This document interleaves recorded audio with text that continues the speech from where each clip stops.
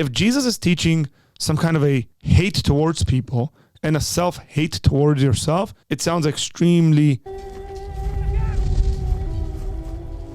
The text says the following. Now, great crowds accompanied him, and he turned and said to them, if anyone comes to me and does not hate his own father and mother and wife and children and brothers and sisters, yes, and even his own life, he cannot be my disciple. That's the passage we're talking about here. Whoever does not bear his own cross and come after me cannot be my disciple. For which of you, desiring to build a tower, does not first sit down and count the cost, whether he has enough to complete it? Otherwise, he has laid a foundation and is not able to finish. All who see it began to mock him, saying, this man began to build and was not able to finish. Or, what king is going to encounter another king in war, will not sit down first and deliberate whether he is able with 10,000 to meet him who comes against him with 20,000? And if not, while the other is yet a great way off, he sends a delegation and asks for terms of peace. So therefore, any one of you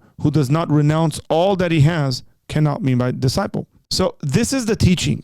The main point of this teaching is this part. So therefore, any one of you who does not renounce all that he has cannot be my disciple. Basically, the idea here is that if you're going to follow Jesus, it's got to be a full commitment. You can't have 1 foot in and 1 foot out. It's an in full commitment to discipleship to Jesus. Now let's break the text down, because the entire text, it has a couple of different sections. There's examples given. There's 2 different examples given. There is a command. Here's the command, kind of the instruction in the beginning. If anyone comes to me and does not hate his own father and mother and wife, children, brothers, sisters, yes, even his own life, he cannot be my disciple. Is the word hate here a mistranslation or a whatever? Miseo, it just means hate. It is not a mistranslation. That's what the word actually means. Now, we use hate in all sorts of different contexts, right? It's not always a moral case. Like, I hate that movie is not a moral category compared to I hate that person. When I say I hate that movie, we're talking about a strong dislike.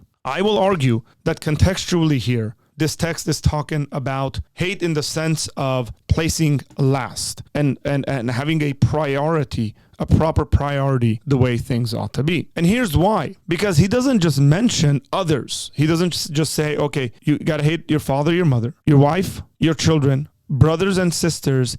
Yes, even his own life. So Jesus is not just talking about this disliking or a reprioritizing, I would say, of other people, even your own life. Now, if Jesus is teaching some kind of a hate towards people and a self-hate towards yourself, it sounds extremely counterintuitive to all the other teachings of Jesus. It's contradictory to the other teachings of Jesus. Love your enemies, pray for those who persecute you, but, hate your parents. See how this doesn't make sense? So you got to understand this in the broader understanding of Jesus' teaching. Or does he mean something else here? Well, when you read the rest of the passage, you realize he means something else here, because he goes, these are the examples. Which person desiring to build a tower does not first sit down and count the cost? Because if you start and you can finish, people are going to mock you. So know that there's a cost to building the tower. The second example he gives is which king going to a war doesn't sit down and count his army, and if he realizes the opponent has a greater army, he sends delegations for peace. So these are just examples, by the way,